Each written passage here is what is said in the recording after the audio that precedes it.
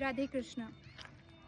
एक भारतीय होकर भी और एक में रहकर भी अगर एक इंसान को ये बार बार साबित करना पड़े कि वो भारतीय है, तो ये सिर्फ हमारे समाज का हार नहीं बल्कि ये पूरे देश के लिए बहुत ही शर्म की बात है।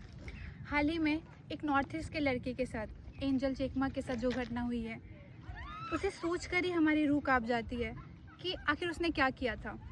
हम उस देश के निवासी हैं, हम उस देश के इतिहास पे प्राउड करते हैं जिसके वर्तमान की घटनाएं उसके इतिहास से बिल्कुल संबंधित नहीं है।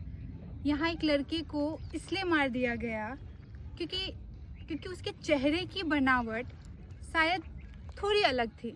चेहरे की बनावट की वजह से एक भारतीय को चाइनीज़, चिंकी, न जाने क्या क्या कह के उनके बुलाया जाता है। और यही हमारा देश है जहाँ एक रेपिस्ट को बेल भी मिल जाता है। एंजल चेकमा के साथ जो घटना हुई है वो बहुत ही शर्मनाक है।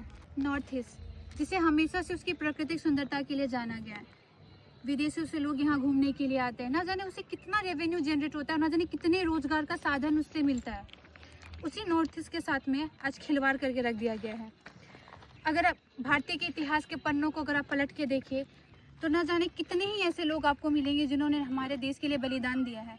वो नॉर्थ ईस्ट से भी आते हैं, तो हम ये कभी कह नहीं सकते कि वो भारतीय हैं या नहीं। रानी गैदरलियू, कुशल कोवर, मनीराम दीवान जैसे कितने ऐसे लोग हैं जिनका नाम स्वर्णिम अक्षरों से इतिहास में लिखा गया है। आज हमने उस इतिहास को क्या करके रख दिया है, बस एक मजाक बना के रख दिया है। वर्तमान में मैरी कॉम, हिमा दास जैसे अनेकों देश की बेटियां जो बाहर जाकर हमारे देश के ध्वज को हमेशा ऊपर लेकर जाती है, आज हमने कहीं ना कहीं उनके सर को नीचे झुका कर रख दिया है। क्या सच में यही भारत की डेफिनेशन है? वीर टिकेंद्रजीत, मणिपुर के महान योद्धा, रानी गैदरलियू, अंग्रेजों से लड़ने वाली वीरांगना, मनीराम दीवान, जिन्होंने 1857 की क्रांति में अपना बलिदान दिया, जिन्होंने भारत की स्वतंत्रता में अपनी पहचान बनाई, आज वो भारत में अपनी पहचान नहीं ढूंढ पा रहे हैं। आज उनकी बलिदान का ना मजाक बना के रख दिया गया है। मैरी कॉम 6 बार वर्ल्ड चैंपियन रह चुकी हैं। भूपेन हजारिका, जिन्हें भारत की आत्मा की आवाज़ के नाम से उनको जाना जाता है, आज उनके साथ क्या हो रहा है? जिन्होंने हमेशा से भारत के ध्वज को ऊपर लहराया है, आज हमने उनकी पहचान पर सवाल उठाने में हमने ज़रा भी देर नहीं लगाई। नॉर्थ ईस्ट, जो कि भारत के सबसे ज़्यादा साक्षर राज्यों में है, अगर हम माने ना तो उनमें सिविक सेंस भी हमसे कहीं ज़्यादा पाया जाता है।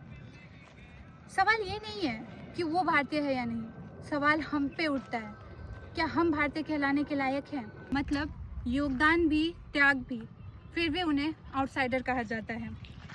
समस्या चेहरा नहीं है, सोच है। समस्या भाषा नहीं है, संवेदनशीलता की कमी है। समस्या नॉर्थ ईस्ट नहीं, हमारी मानसिकता है।